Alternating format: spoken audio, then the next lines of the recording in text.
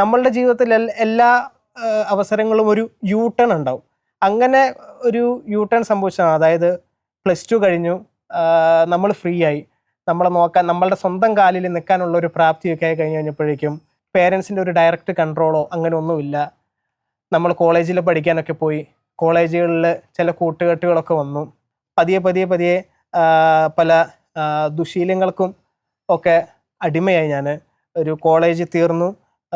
ഞാൻ 2017 എൻ്റെ job actively ആകുന്നത്.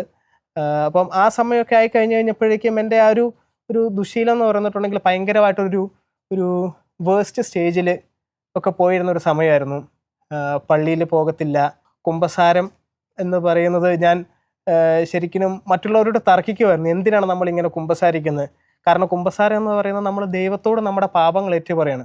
എങ്കിൽ പിന്നെ നമുക്ക് ദൈവത്തോട് അല്ലെങ്കിൽ നമ്മുടെ മുമ്പിലിരിക്കുന്ന ഈശോയോട് ഡയറക്റ്റ് നമ്മുടെ പാപങ്ങൾ പറഞ്ഞാൽ പോരെ.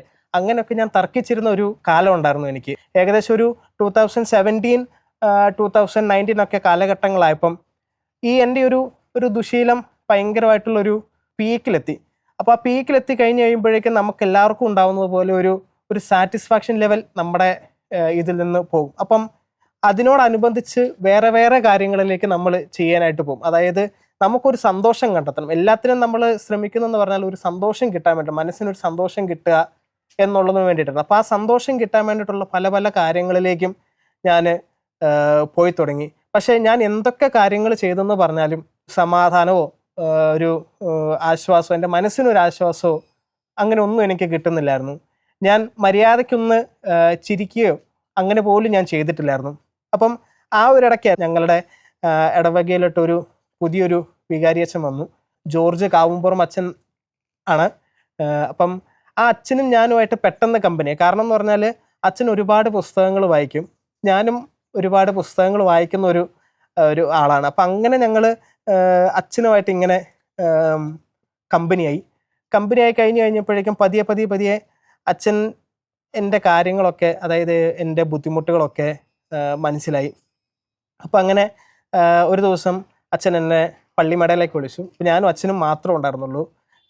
വൈകുന്നേരം അച്ഛൻ എന്നോട് ഇങ്ങനെ ചോദിച്ചു, നിനക്ക് എന്താണ് ബുദ്ധിമുട്ട് ഉള്ളത് എന്നിങ്ങനെ ചോദിച്ചു. അപ്പം ഞാൻ എൻ്റെ കാര്യങ്ങളൊക്കെ ഞാൻ ഇങ്ങനെയൊക്കെ പറഞ്ഞു. അച്ഛൻ എന്നോട് പറഞ്ഞു, ഒന്നും ചെയ്യണ്ട, നീ ഒന്ന് കുമ്പസാരിക്ക് എന്ന് പറഞ്ഞു. അപ്പോഴും ഞാൻ അച്ഛനോട് എൻ്റെ ആ ഒരു യുക്തിപരമായിട്ടുള്ള കാര്യങ്ങളാണ് ഞാൻ പറയുന്നത്. അതായത് എന്തിനു കുമ്പസാരിക്കുന്നു, അതും ഒരു അച്ഛനോടൊക്കെ ഞാൻ പറഞ്ഞിട്ടുണ്ടെങ്കിൽ ശരിയാകത്തില്ലല്ലോ എന്നുള്ളൊരു രീതിയിലായിരുന്നു ഞാൻ പൊക്കോണ്ടിരുന്നത്. അതിനുശേഷം അച്ഛൻ പറഞ്ഞു, നീ ഒന്ന് പ്രാർത്ഥിച്ച് വെച്ചിട്ട് ഭരണങ്ങാനത്ത് എപ്പോഴും കുമ്പസാരം ഉണ്ടല്ലോ, അപ്പം എന്നാൽ അവിടെ പോയി ഒന്ന് കുമ്പസാരിക്ക് എന്ന് പറഞ്ഞു. ശരി, അച്ഛൻ പറഞ്ഞതല്ലേ, എന്നാൽ ഒന്ന് പോയി ചെയ്തേക്കാം. അങ്ങനെ ഒരു മനസ്സോടുകൂടി ഞാൻ പോയി ചെയ്തു. ചെയ്യുന്ന നമ്മുടെയൊക്കെ ഒരു ടിപ്പിക്കൽ, അതായത് എൻ്റെ ആ സമയത്ത് ടിപ്പിക്കൽ കുമ്പസാരം എന്നൊക്കെ പറഞ്ഞിട്ടുണ്ടെങ്കിൽ ചെല്ലുക, ഒരു 1-2 മിനിറ്റിനുള്ളിൽ ഇറങ്ങിപ്പോരുക, അതായിരുന്നു എൻ്റെ ഒരു കുമ്പസാരം. അപ്പം ഞാൻ കുമ്പസാരിച്ച് കഴിഞ്ഞ് വെച്ചിട്ട് അച്ഛനെ പോയി കണ്ടു. അച്ഛനോട് ചോദിച്ചു, നീ കുമ്പസാരിച്ചോ എന്ന് ചോദിച്ചു. പറഞ്ഞു കുമ്പസാരിച്ചു എന്ന് പറഞ്ഞു. എന്തെങ്കിലും തോന്നിയെന്ന് പറഞ്ഞു. എനിക്കൊന്നും തോന്നിയില്ല എന്ന് പറഞ്ഞു. നീ ശരിക്കുമാണോ കുമ്പസാരിച്ചെന്ന് പറഞ്ഞു. അതെ എന്ന് പറഞ്ഞു. അപ്പം എത്ര സമയം ഒക്കെ എടുത്തു എന്ന് പറഞ്ഞു. ഒരു 5 മിനിറ്റ് അത്രയും പോലും എടുത്തില്ല എന്ന് പറഞ്ഞു. എന്നാൽ നീ ശരിക്കും ഒന്നും കുമ്പസാരിച്ചിട്ടില്ല എന്ന് പറഞ്ഞു.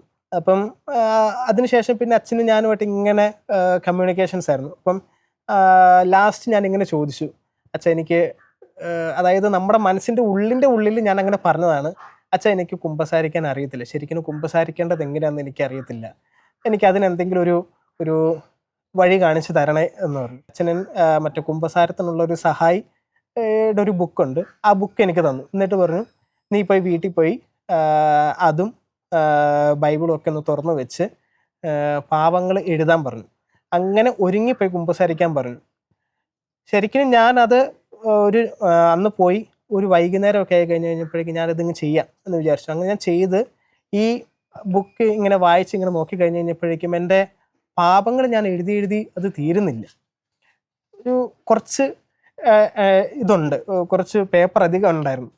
അന്നേരം അച്ഛൻ എന്നോട്, ഞാൻ പിന്നെ പിറ്റേ ദിവസം ചെന്ന് അച്ഛനെ കണ്ടു. അച്ഛാ എനിക്കൊന്ന് കുമ്പസാരിക്കണം എന്ന് പറഞ്ഞു. അച്ഛൻ പറഞ്ഞു, നീ ഇപ്പം നന്നായിട്ട് ഒരുങ്ങിയിട്ടുണ്ട്, നീ പോയി കുമ്പസാരിക്കണം എന്ന് പറഞ്ഞു. അപ്പം എൻ്റെ മനസ്സിലൊരു ഒരു ഇൻഫീരിയോറിറ്റി കോംപ്ലക്സ് വന്നു. ഞാൻ ഈ പാപങ്ങളൊക്കെ ചെയ്തിട്ട് ഞാൻ തന്നെ നമ്മുടെ ഇടവകയിലെ അച്ഛനോട് പറഞ്ഞിട്ടുണ്ടെങ്കിൽ അച്ഛൻ പിന്നെ എങ്ങനെയായിരിക്കും എന്നെ കാണുക എന്നുള്ളൊരു ചിന്ത എൻ്റെ മനസ്സിലേക്ക് വന്നു. അപ്പം ഞാൻ അച്ഛനോട് പറഞ്ഞു, അച്ഛൻ എന്നാൽ ഞാൻ പോയി ഭരണങ്ങാനത്ത് പോയി കുമ്പസാരിക്കാം എന്ന് പറഞ്ഞു. അങ്ങനെ ഞാൻ ഭരണങ്ങാനത്ത് പോയി കുമ്പസാരിച്ചു. എൻ്റെ ജീവിതത്തിൽ ആദ്യമായിട്ടാണ് ഞാൻ ഒരു കുമ്പസാരത്തിനിടയ്ക്ക് ഞാൻ കരയുന്നത്. അതായത് എൻ്റെ ഒരു കുമ്പസാരം 2.5-3 മണിക്കൂർ വരെ നീണ്ടുപോയി. ഇത്രയും സമയവും ഞാൻ കരയുകയായിരുന്നു. അച്ഛൻ്റെ അടുത്ത് ഞാൻ കരയായിരുന്നു. ശരിക്കും ഞാൻ അന്നേരം ഒരു അനുഭവിച്ച ഒരു സന്തോഷമുണ്ട്. അതായത് ഞാനിങ്ങനെ ഓരോ പാപങ്ങൾ ഇങ്ങനെ എടുത്തെടുത്ത് ഇങ്ങനെ പറയുമ്പം എൻ്റെ മനസ്സിൽ നിന്ന് ഓരോ, അതായത് എത്രയാവും 5 കിലോയോ 10 കിലോ ഇങ്ങനെ ഭാരം ഇങ്ങനെ കൊഴിഞ്ഞു പോകുന്ന ഒരു അനുഭവമായിരുന്നു എനിക്ക് കിട്ടിയത്. അതായത് ഞാൻ അതുവരെ എൻ്റെ മനസ്സെന്ന് പറഞ്ഞിട്ടുണ്ടെങ്കിൽ ഭയങ്കര ഭാരത്തിൽ പെട്ട് കിടക്കുന്ന ഒരു മനസ്സായിരുന്നു. ആ കുമ്പസാരം കഴിഞ്ഞ് കഴിഞ്ഞപ്പോഴേക്കും എന്താണെന്ന് അറിയത്തില്ല, ഞാൻ ഭയങ്കര ഫ്രീ ആയി, ഭയങ്കര സന്തോഷമായി, പറഞ്ഞറിയിക്കാൻ വയ്യാത്ത സന്തോഷം. ഞാൻ പ്രായശ്ചിത്ത കർമ്മങ്ങളൊക്കെ ചെയ്ത് ഞാൻ ഓടിച്ചെന്നു അച്ഛൻ്റെ അടുത്ത് നിന്ന്. കാരണം അച്ഛനാണല്ലോ എന്നോട് നന്നായിട്ട് ഒരുങ്ങി കുമ്പസാരിക്കാനൊക്കെ ഞാൻ പറഞ്ഞു. ഓടിച്ചെന്ന് കഴിഞ്ഞപ്പോഴേക്കും അച്ഛൻ എന്നോട് ഫസ്റ്റ് ഇങ്ങനെ ചോദിച്ചാൽ, ഇപ്പം നിനക്ക് എന്തെങ്കിലും മാറ്റം വന്നിട്ടുണ്ടോ എന്ന് ചോദിച്ചു. ഞാൻ പറഞ്ഞു, അച്ഛാ എനിക്ക് നല്ല സന്തോഷമുണ്ട്. അതായത് ഞാൻ ഇന്നേ വരെ ഞാൻ എന്തൊക്കെ കാര്യങ്ങൾ ചെയ്തു, അതായത് എനിക്ക് സന്തോഷം കിട്ടാൻ വേണ്ടിയിട്ട് ഞാൻ എന്തൊക്കെ കാര്യങ്ങൾ ചെയ്തോ ആ കാര്യങ്ങളൊക്കെ ചെയ്തപ്പോൾ പോലും എനിക്ക് കിട്ടാത്ത ഒരു സന്തോഷമാണ് എനിക്ക് ഈ കുമ്പസാരത്തിലൂടെ എനിക്ക് കിട്ടിയത്. ശരിക്കും അന്നേരം അച്ഛൻ പറഞ്ഞു, ഈ ഒരു അനുഭവത്തിലേക്ക് നിന്നെ കൊണ്ടുവരാൻ വേണ്ടിയിട്ടാണ് ഞാൻ സഹായിച്ചത് എന്ന് പറഞ്ഞു.